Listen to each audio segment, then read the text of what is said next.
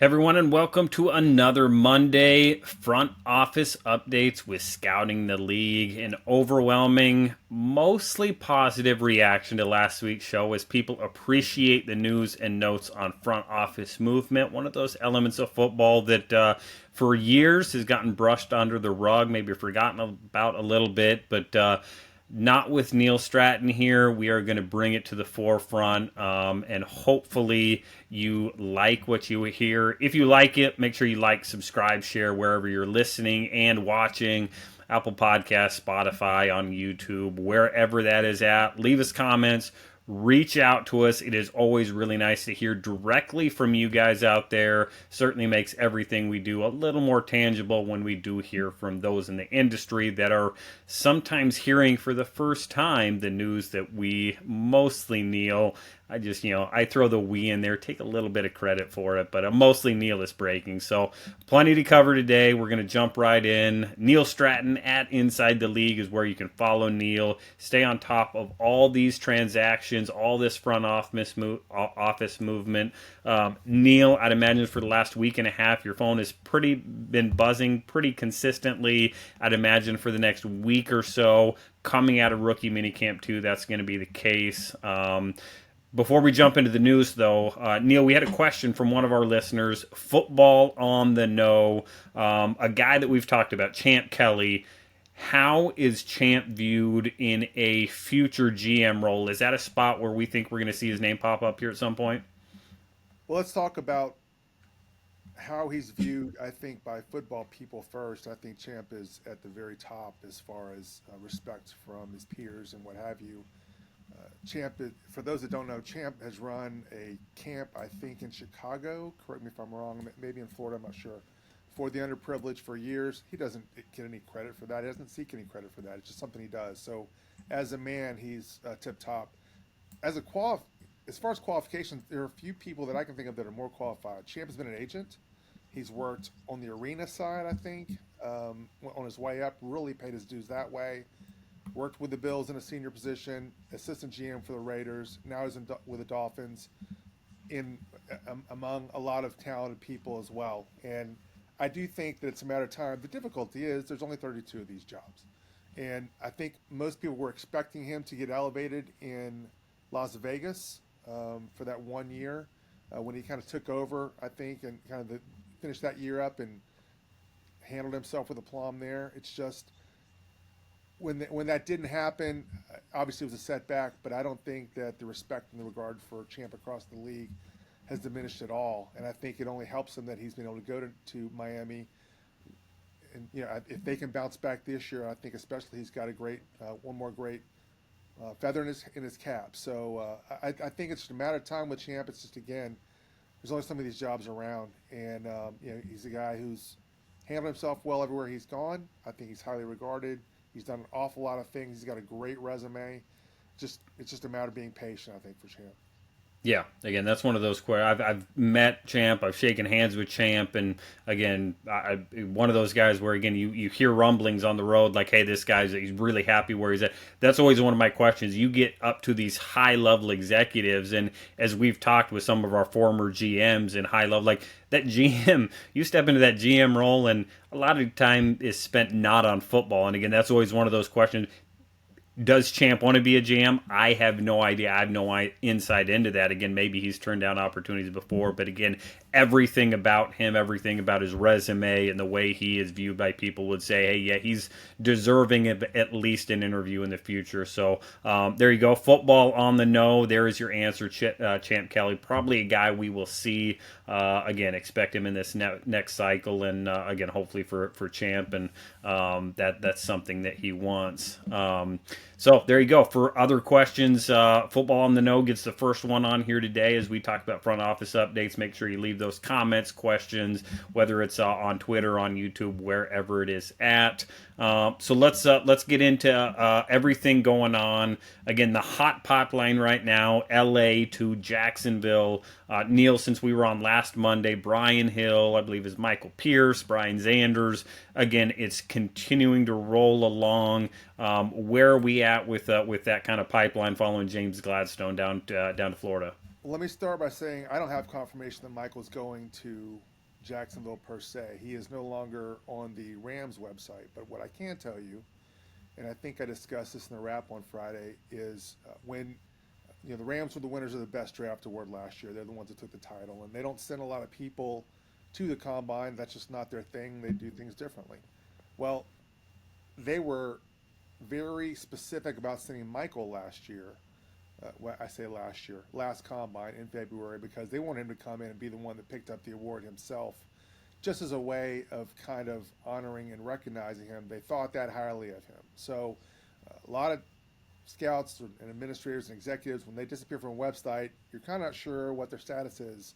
All you know, they're no longer with the Rams. I can assure you, especially, I think he was promoted to regional scout just in March. I can assure you, Michael Pierce is going to have a job shortly. I don't know. I can't confirm that it's going to be in Jacksonville just yet, but that would be another crown jewel if James Gladstone is able to add him in Jacksonville. Obviously, we've seen almost an importation of the Rams front office to North Florida over the last 2 to 3 weeks, and I don't know that that was in the plans for the Rams, because there are a lot of good people headed that way. At the same time, there's a lot of opportunity for the ones that are moving on, and so we'll see what's going to happen there. The Jags have an interesting situation because, unlike they are almost like 180 degrees philosophically, or at least they were last year, from how the Rams operate. Whereas the Rams, I think, have two regional scouts and no area scouts right now. If you look at their front office website staff, the Jags were the other way. 8 area scouts, 3 scouting assistants who are also doing a lot of road work. So I don't know how they manage the numbers there. I don't know exactly how Gladstone's going to do things, but I can't imagine that they're going to keep things status quo with Jacksonville and just add, guys kind of more at the executive level. Based solely on who they've brought in right now, they're certainly not going to rival the Browns, who are kind of over the horizon as far as the size of their scouting department, but they're making progress in that regard if they keep everyone. I don't know who they're going to keep. I don't know who's going to be where, but we'll see soon enough. I can't imagine this lasts more than a week to 2 weeks. They've been, again, aggressively interviewing and talking to people, and you're seeing highly regarded people's names disappearing from other teams' websites. So we're just going to kind of wait and see. I mean, I'm kind of eating the popcorn like a lot of other people when it comes to how many people are going from LA to Jacksonville. But there are a lot of missing parts in Los Angeles that will make a lot of sense in Jacksonville. We'll just have to wait and see exactly where they land and exactly what kind of titles they hold. Yeah. Yeah, that's next level scouting right there. It's not just seeing names pop up in new places. It's that names disappearing in other places. And again, it's you start to, it maybe, prompts you to send a text message and find out what you can. But again, as we know in this business, it's the same for players, coaches, and scouts. Until the name's on the dotted line, nothing is for sure. And again, especially on the scouting side, more often than not, it's going to stay quiet until as guys like Michael are out there waiting for a destination. Again, there I don't think there's much of a chance that he won't be somewhere, as you said, Neil. So the pipeline is continuing there. Again, we're the Jets, the New York Jets. Are getting ready, getting closer, obviously doing their work. As everybody, maybe some people are following Darren. How close are the Jets to getting everything solidified there? It seems like they're a lot closer than they were last week. I wish I could be more conclusive about things. What I can tell you is they've been doing a lot of interviews. They've talked to a lot of people, cast a very wide net. A lot of more senior scouts that are kind of on the street that have done a lot of work in the past that didn't fit in other places have gotten a look with the Jets. I think there's maybe a stigma attached with scouts who aren't employed, but that doesn't mean really anything at all. As we've discussed often, scouts tend to lose their jobs not because they're ineffective, but because they're not the guy that was close with the new GM usually, and it is a spoil system and continues to be that way. So I think that the names that I've heard that the Jets have interviewed, I think are tip top. One name that I am hearing, Andy Davis, who is already in house, is probably going to ascend. He'll wind up with something a little higher. Is he going to replace Jonathan Stiegel at National Scout? Possibly. I don't know that to be true necessarily, but I know that he's a guy that people around the Jets really like. I can't imagine there's not going to be some movement from Denver to New York. I don't have any specifics there. The Broncos are kind of making some changes and moving some people around. My understanding is that they're in no hurry.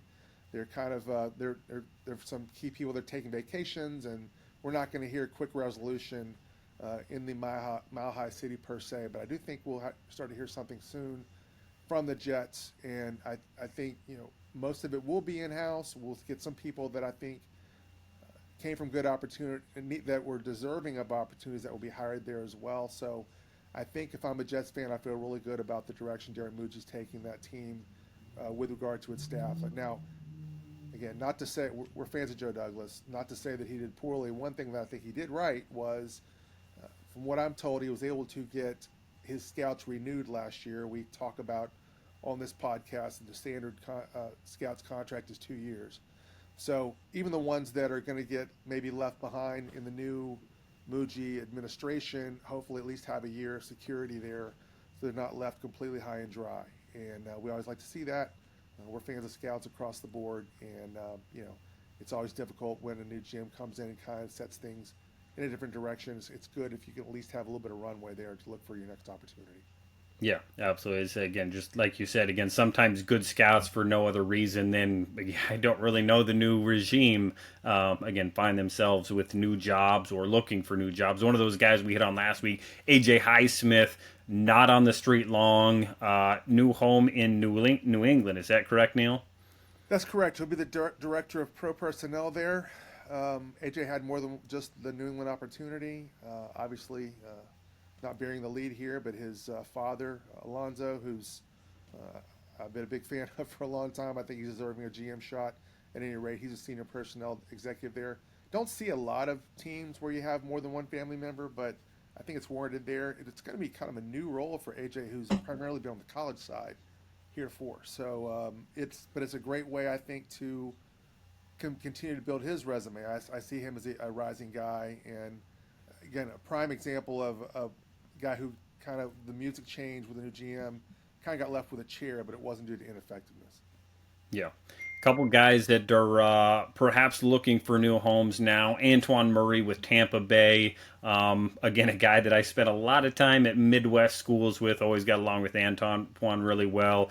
Again, looking for new opportunities. Again, that this is one of those ones where you can read into a lot of different ways, both sides. And again, there comes a time for both parties when maybe a split is the best thing. And again, that is no fault to either party. Again, Antoine was good at what he did, and the Buccaneers. Again, we've sang Jason's praises, and again, a new opportunity for Antoine is going to be out there. I fully expect that. And then another new one, a guy that taught me a lot about scouting. He was my pro director when I was a pro scout, and he's been on the West Coast for the Falcons. Joel Collier and the Falcons parting ways as well. And again, forget the scouting part of it. Again, Joel was on the coaching staff with Bill Belichick and the Patriots during that early part of the Patriots dynasty, and a football guy.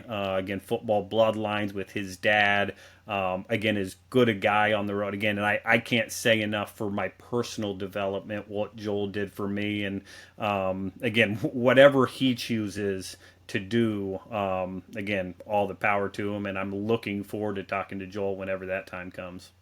So many talent. I mean, I know that I sound like a broken record, and I talked about this extensively in the Friday wrap last week, but these are good scouts, good executives, good what have you, that I think more often than not are a little older. They're getting paid a little bit more because of their seniority, and when a team has to make cuts, then it's not something that they relish necessarily, but they've got to make the cut somewhere.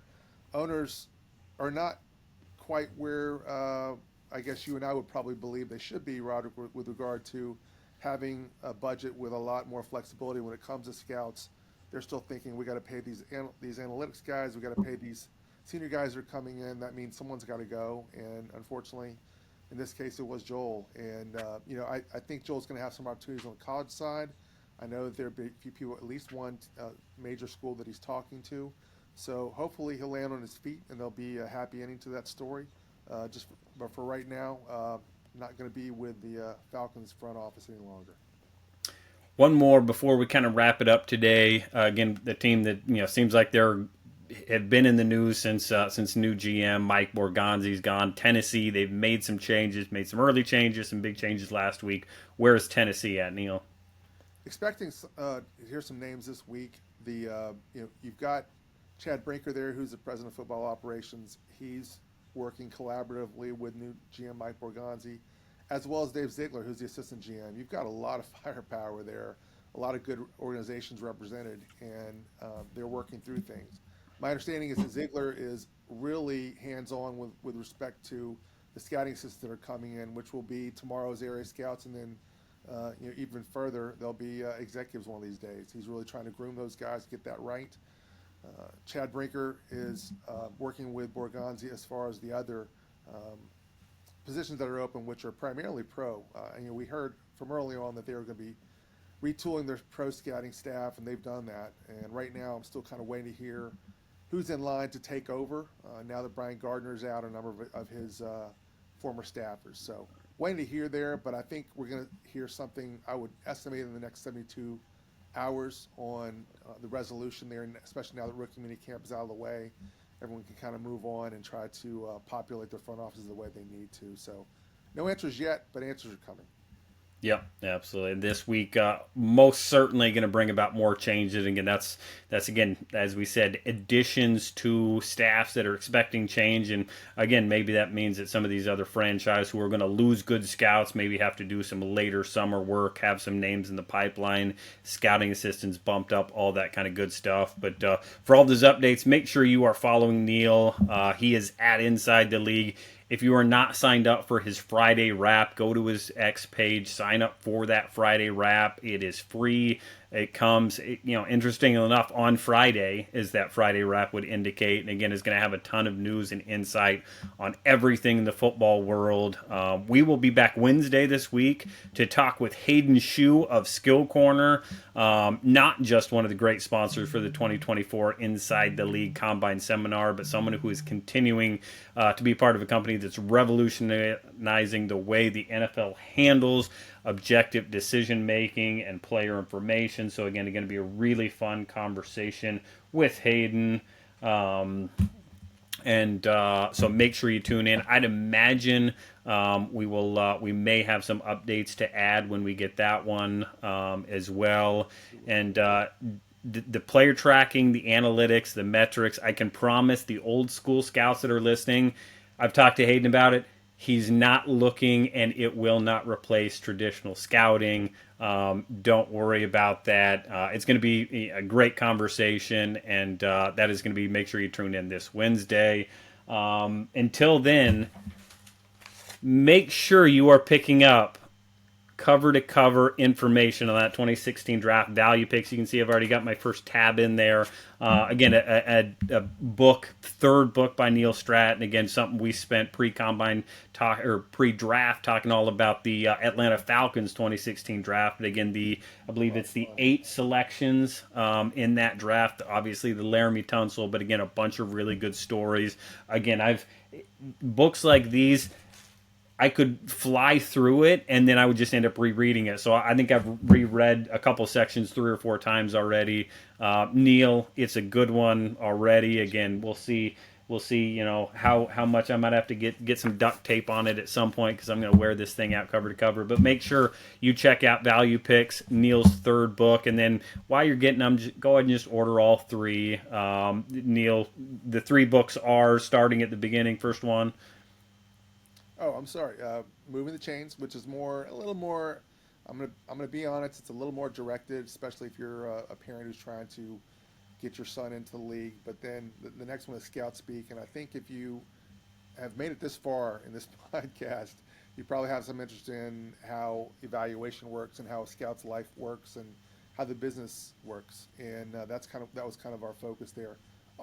Especially the last 2 have a lot of war stories and stories about how decisions are made and what happens out on the road and all those kind of things, some of them from Rodrik himself. And so, again, I think that we have a very tight niche in this industry, but I think those of us who are really fascinated with how players are stacked and how boards are made and all those kind of things. We'll get a kick out of, especially the last two books.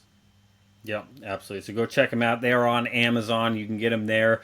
Not everybody's going to have a signed copy like I got, but again, that's your fault. Do a podcast with Neil, and perhaps down the road you can have the sweet signed copy of Value Picks by Neil Stratton. So make sure you go check that out. It's going to be a great week. We've got a schedule release. We've got, front office stuff. We've got Hayden on. So looking forward to what's still, again, we're sitting here in May and it's still a full football news cycle, no matter where you look. So again, keep following us, keep following Neil, follow me, and in everything, just keep on scouting.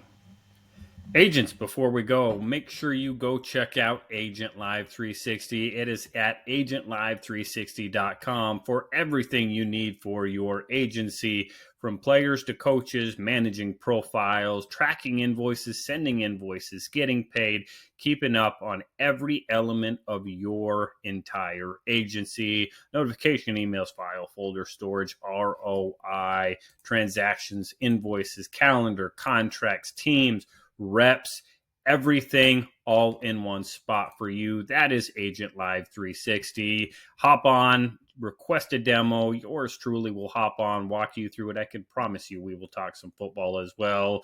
Sign up now with code TRIAL90 for a 90-day, 3-month trial at just $10 a month for Agent Live 360. That's at agentlive360.com. Go check it out now.